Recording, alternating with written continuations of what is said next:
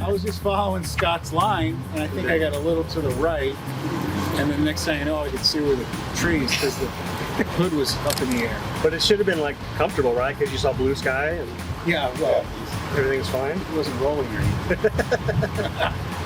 Yeah, whenever you see blue sky, it's really calm. Yeah. So, but you saw how the A-TRAC worked again, right? Yeah. You had the open differentials, you couldn't go forward at all. You turned on the A-TRAC and then you just walked right out. So what was it? I couldn't see what the wheels were doing. So when that was... Yeah, so the one in the air and then the one that was in the hole were spinning freely. Okay, because it was actually hanging, you were like sitting on the frame or something that was hanging underneath. Then when you turn on the A-TRAC, you started to move, they started to spin, and then you heard a little noise, and then they stopped spinning. And when they stopped spinning, that was when the brakes, it uses the anti-lock brakes and the traction control to apply brake pressure to those wheels that are spinning freely. Okay, so once it does that, it slows them down, and that transfers the power over to the other wheel that has traction, and then you walk right out.